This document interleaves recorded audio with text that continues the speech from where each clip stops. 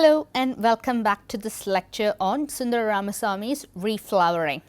So, in this session too, like in the previous session, I would be reading the plot for specific themes in this short story, and I'll try to show you how an analysis of plot tells the reader something more about the various motivations and several characters in this story. Now, if you remember, in the previous section I had a look at the two major crises in the story. The first crisis was about the shopkeeper's refusal to give clothes on credit to Rowther, and the second crisis was about the auctioning of his house. So, in this session I am going to look at the final crisis in the story, which is brought about by this aspect of the calculator, this newfangled material of the calculator, and this calculator contributes to the last and final crisis in the story. This one really shakes Rowther up more than the auctioning of the house did to him. In fact, it dethrones him from the position of authority that he was in hitherto.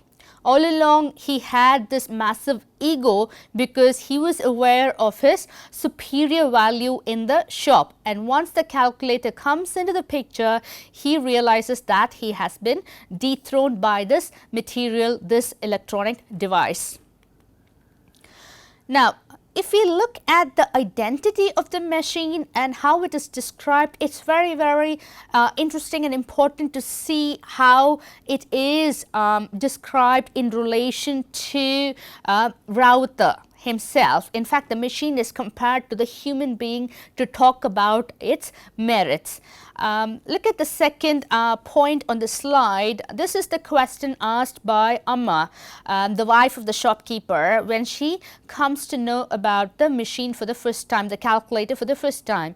And she asks, have they transformed Rowther's brain into a machine? That's the question that she asks, because she has no other comparison to make here except to Rowther, who is the supreme being in terms of doing the calculation. And the final point on this slide is spoken by or narrated by this boy narrator, who thinks that the calculator has got those extra nerves inside it, just as Rowther himself had 3 extra nerves, which makes him this super calculating human being in terms of numbers. So, the identity of the machine and its description and its comparison to human beings tells us something very interesting, that between the machine and the human being, the human was considered to be superior when the calculator made its entry into society then. So, once the calculator comes into play in this particular story, lots of ordinary folks become important. Earlier, Rowther was the only one who was supreme in numbers, who was extraordinary in calculating numbers, and who was extremely efficient in doing the sums. Now, once the machine has arrived, ordinary folks become efficient. Everybody is super good in doing the sums, and Gomathy, one of the shop assistants in the store, one who has studied only up to the 3rd class and who just does the errands and cleaning up, even she, when she gets the machine to do the sums, she gets the answers correct, and she says, even I am getting it all right.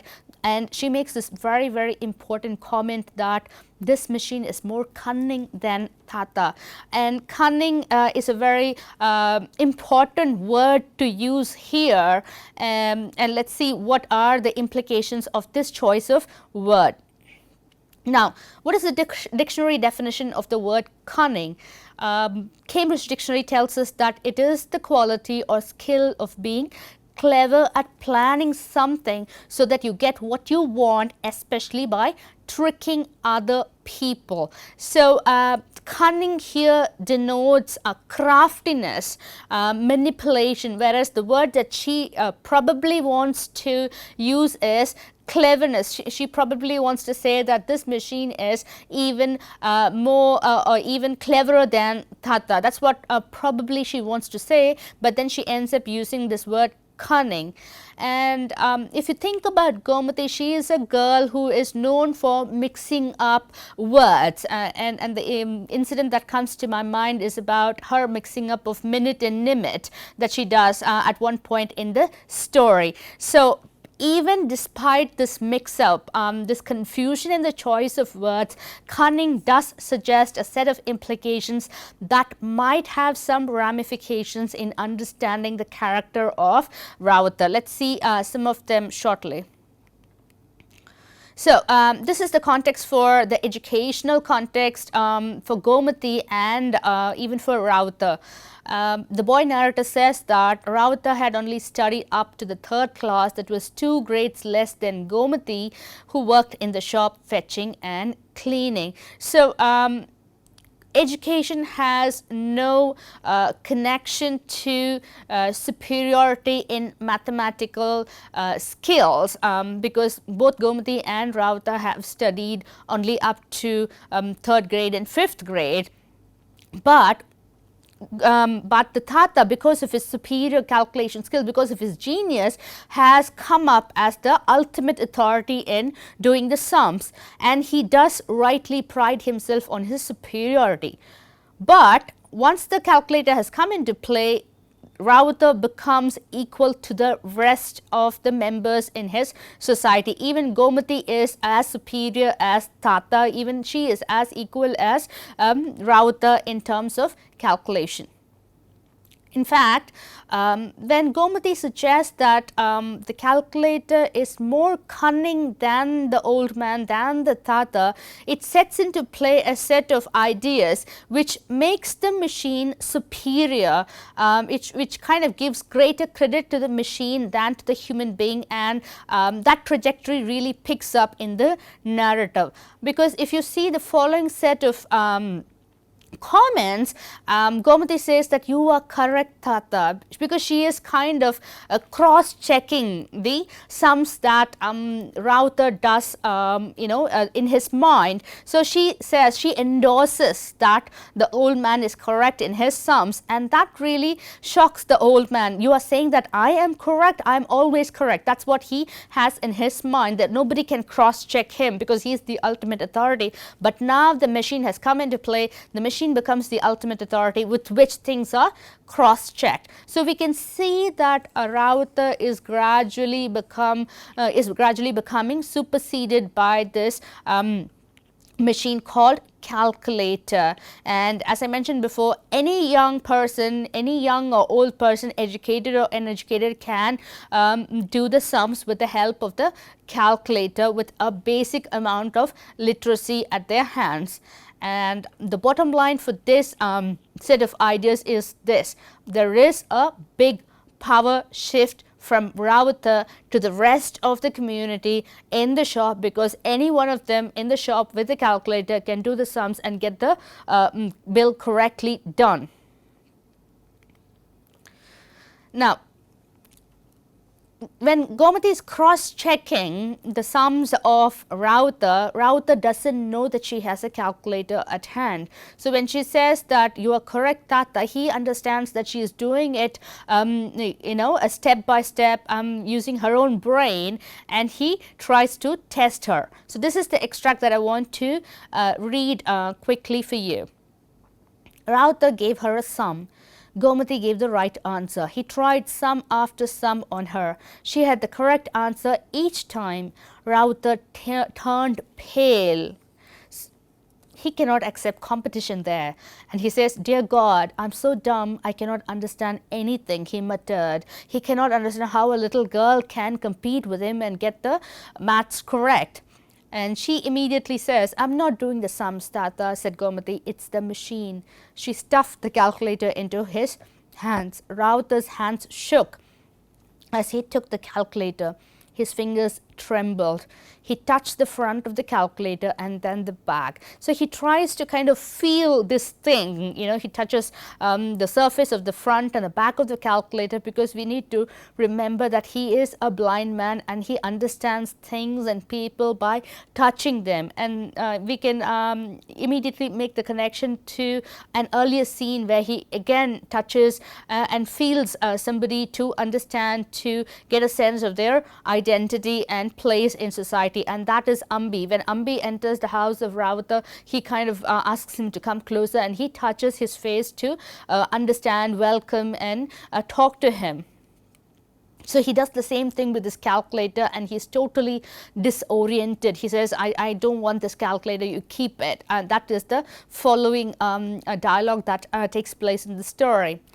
So when we look at this extract and try to analyze it, to begin with, he realizes that Gomathy is outsmarting him and he cannot take it. He cannot understand that context or the situation when a young person can outsmart him, be cleverer than him, because as I said, he is at the top of the hierarchy, top of the pile, and he admits or welcomes or considers no other competition there. And this machine is a newfangled device that's come to dethrone him, and he doesn't like it, he doesn't accept it, he wants nothing to do with it. So what he does is he returns the machine and becomes terribly silent. So the understanding here that we get from a reading of this excerpt is that he is the one and only person who wants to be a math whiz around this shop. And that's a very selfish and at the same time a childlike attitude is there in that kind of desire. Okay, so what is the impact of the crisis brought about by the calculator? Once the calculator has come into the picture, Rowther continued to come to the shop regularly, but after that looked and acted like a walking corpse. It seemed as if all the laughter, happiness, repartee, teasing, sarcasm had been drained from him, taken from him. His voice was slow, hesitant, even his body looked thinner.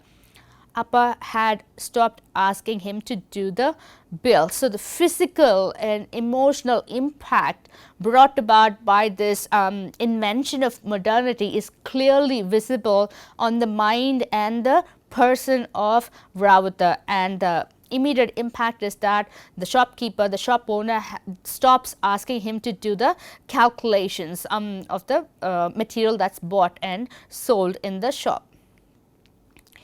Okay, so the machine clearly turns him hollow, it empties him out, it makes him lifeless, and even physically he becomes emaciated, and we can clearly see that the spirit is gone too, the spirit of Rowther, this spirit that's about repartee, witty talking, the teasing, the sarcasm, the sarcastic remarks that he makes, the laughter, the happiness, the joy of his life is gone. The human spirit is taken away from him by this modern device, and he stops functioning in the shop. He is no longer useful for the clothes shop. So the relationships are pretty clear, and the thematic relevance of this crisis is also pretty clear. The introduction of the machine destroys the human spirit of Rowther, and that's very symbolic. That's a very symbolic message that the story offers to the readers, that the invention of machinery could do damage to the human psyche. They can replace human beings, they can make them, they can marginalize them, they can totally make them dispensable. So that's the impact at this point in the story on Rowther. The other thing is that it takes the confidence out of this old man as well. Look at the way he becomes slow and hesitant. There is no any confidence about him, just as there was to begin with. If you remember the first crisis, even after the first crisis, when he refuses to go back to work, Rowther is very, very confident. When the little boy goes to his house, he just sits there like a lord at the center of the room where he is. says, and he invites this boy in. So there is power there, there's confidence there, there is utter knowledge in his value and position in society, and that is completely gone now at this final crisis, when he becomes very slow in his movements, in the way he responds, and he becomes hesitant because he is no longer sure about things. So that self-conscious and his self-consciousness about his importance has been taken away by the introduction of this machine that can do maths for anybody. So he is no longer the lord of all his surroundings. He is no longer the lord either at home or in the clothes shop, because his purpose in life is gone. Okay, so how we have seen the crisis now? We have seen three major crises in the story. The first crisis, as I said, is about the purchase of clothes on credit, and the shopkeeper refuses to give him credit, and then Rowther goes home in a huff, and he's brought back again because it seems like a habitual ritual between the two. So that's the first crisis. And the second crisis is about the house and how it's being auctioned, and the shopkeeper steps in, saves him, and brings him back to the clothes shop. That's the second crisis. And now we have seen the third crisis, where the calculator comes into play, and things become complicated because Rowther is completely becomes invaluable, so to speak, for the members of that clothes shop. So how is this crisis resolved? This is how it is resolved. When Rowther catches a mistake in the price when the bill is made. So Ambe is sitting and doing the calculation of a number of things, and Murugan is reciting the price of each and every material, and Rowther says that that's not the price of that particular material, it's something else. And everybody suddenly gather around him and realize that Rowther is correct and Murugan is wrong, and that gets the attention of the shop owner, who says, do you remember all the prices? And Rowther says, it's God's will. And then the shop owner tests him. He kind of asks the price of what's the biggest towel, the smallest towel, everything in the store, and Rowther is spot on every single time, and everybody is suitably impressed. And once again they begin to realize the value of this old man, and his value really resides in the fact that he has impressive memory power. So as soon as Rowther realizes that, he just gets back on the horse, so to speak, and let's see how that happens. So this realization on the part of Rowther that he is still valuable because of his memory, it gives him the space to gain his space back, the authority back, and he quickly regains his domination of the clothes shop, and that power of memory is really crucial, and Rowther exploits the power of memory to quickly make certain things evident for the benefit of the shop owner. He tells the shop owner very subtly and indirectly that he is really useful in running the clothes shop shipshape. So he immediately, this is the first point that I want to explore a little bit. He tells the shopkeeper that he knows the presence and absence of the shop assistants, because he says that he knows their smell. He says everybody has a particular smell, and he is in tune with that, so that when that smell is absent, he knows that that particular shop assistant is away from the shop. And he gives the example of Kolapin, and he does it very, very indirectly. He says that, sir, have you paid the electricity bill, because it's the last day today? And immediately the shop owner says, where is Kolapin? Call him, he has to pay the bill. And then he says, Kolapin is not around. See, you don't notice this, I do notice this thing. So he indirectly suggests that he is a powerful presence. He is like a supervisor who knows the happenings of the shop inside out more than the owner of the store. And he also tells the owner very clearly that he knows the price of each and every single material in the store.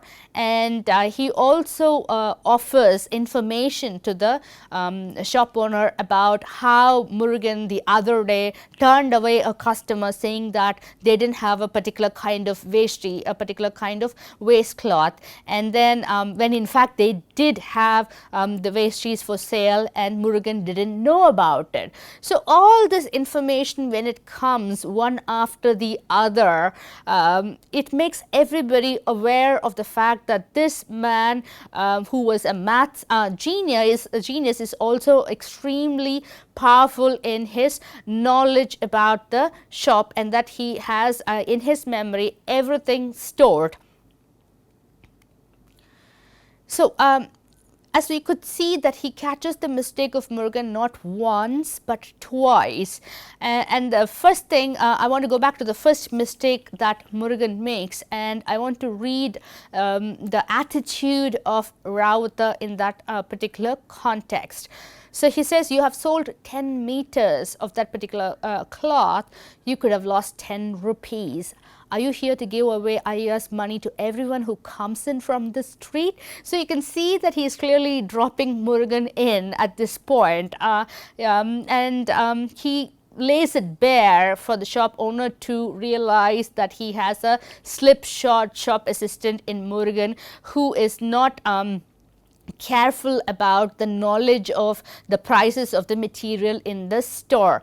So when he does this kind of speech about Murugan to the shop owner, he speaks almost on the behalf of the owner. He tells the owner indirectly that he has the benefit of the clothes shop in mind, and that it is profitable consequently for the owner to keep on employing him.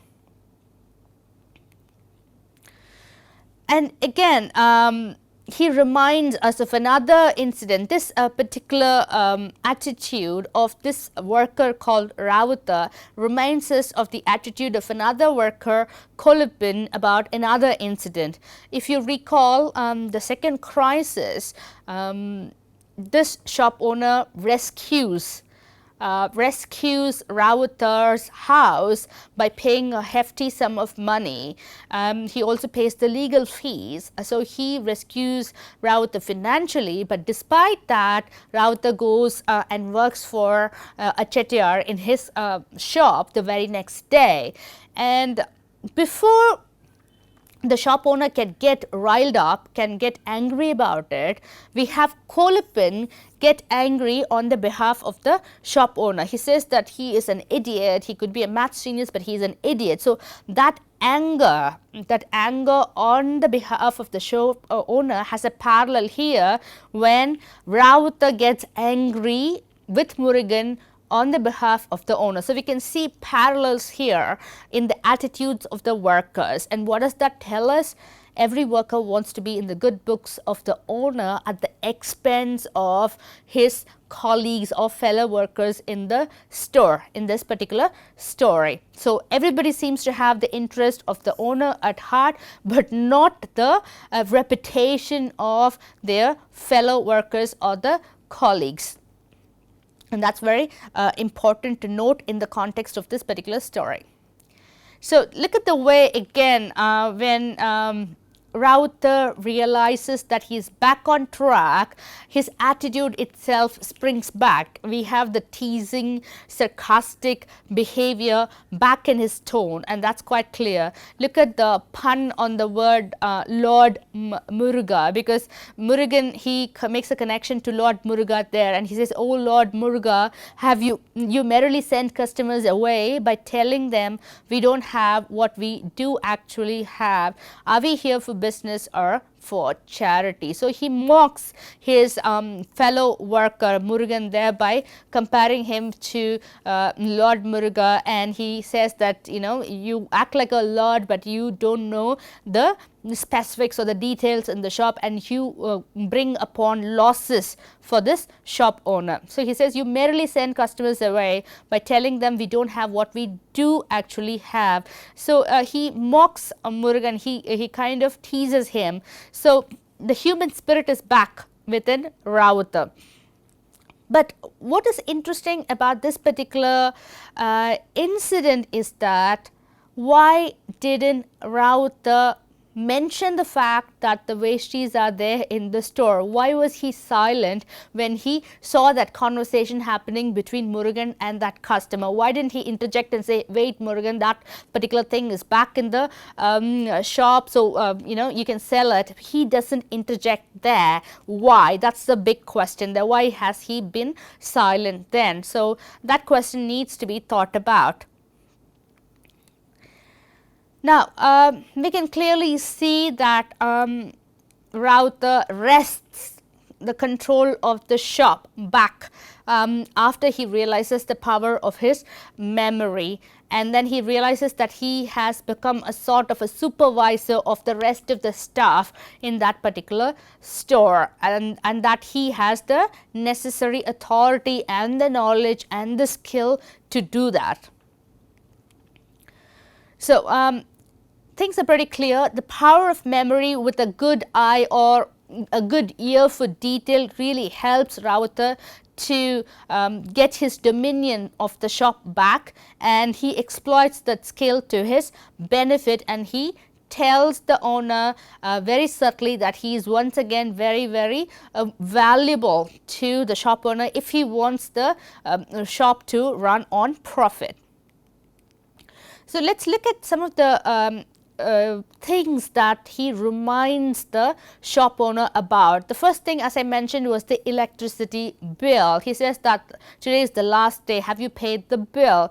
And that thing has two functions. That reminder has two functions. One, it shows that he remembers the fact that today is the last day, and that is useful for the owner. And the second thing is that it also catches the slipshod behavior of a shop assistant who has forgotten about it and who doesn't turn up for work as well. So it has two benefits there for Rowther.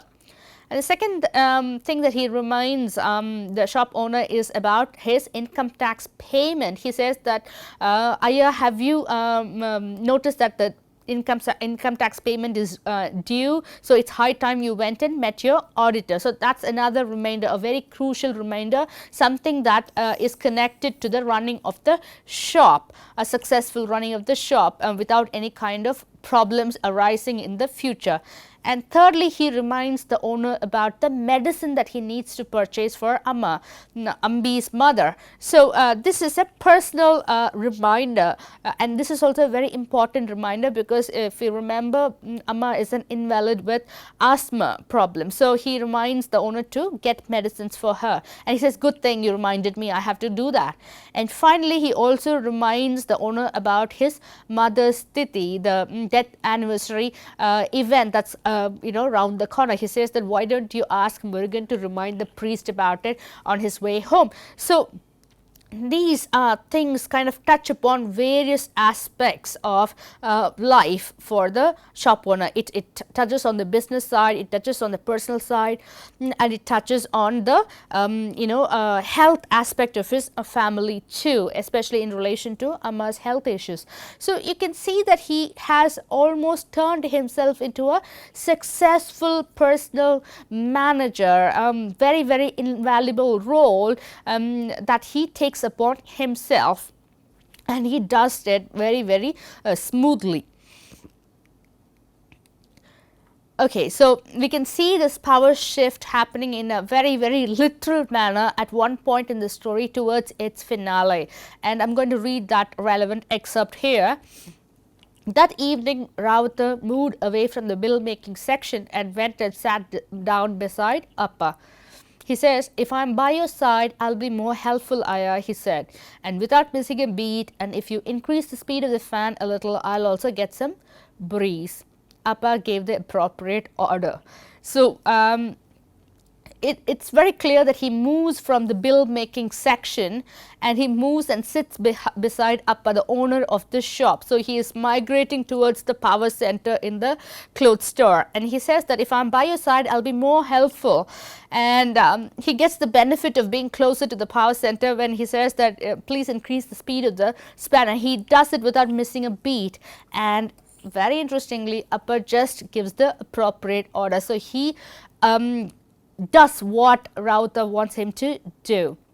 So we can see that there is a migration on the part of Rowther towards the power center in the shop, and he directs the figure of power in the store, which is the shop owner, and that manipulation is done very subtly, but it's a manipulation all right, and it tells us that Rowther is a very crafty fellow in some respects. He could be a financial maths, but he is crafty in certain aspects in how to manage people. So in that area he is really very clever, and the balance of power is restored when Rowther gets his space back, and he does it without missing a beat. That phrase is very interesting, because as soon as he knows that his memory is terribly valuable, he just very quickly ascends the power hierarchy, and he gets his throne back, so to speak. And this is the final lines of the story when once he's given all the directions to everybody, he leaves the shop with the shop owner, and Gomathy, the girl who's helping him get home, she asks, won't you be doing the bills anymore, Tata? And he says, Ibrahim Hassan Rowther is no longer a mere adding machine, he is now the manager. It's God's will, Rowther replied. And it's very important to know that this is the first time we get a mention of this full name of Rowther, that is Ibrahim Hassan Rowther. It's as if he has got a unique identity back in his life, which makes him spell it out for everybody's benefit. He's no longer the adding machine, he's no longer a calculating human device, he has become the manager, he runs the show, and he says that that's God's will. So it's a very nice touch and twist at the end of the story. It ends on a high note for Rowther. So as I said, the mechanical human being is transformed into a powerful human being, and that is a big achievement for this old man. So he wins the battle of wits, so to speak, with this machine. So again, this idea of being a mere adding machine spoken by Rowther gives us a window into his life, which was sort of like a mechanical one, because everybody saw him as just a person who does the math and nothing else. So he was valuable only in that regard. So machine, the reference to machine as a mere adding machine tells us that he is treating machines in a demeaning way, as if they don't have any brains or identity for themselves. So that interesting phrase needs to be kept in mind. And in this context between machines and human beings, the human beings are the superior ones because they don't do anything mechanically. There are a lot of other things into play there, and obviously the human spirit wins the battle with the machine in this particular story. And machines are degraded in some sense because the human being gets on top of the machine in a metaphoric sense. Thank you for watching. I'll catch up with you in the next session.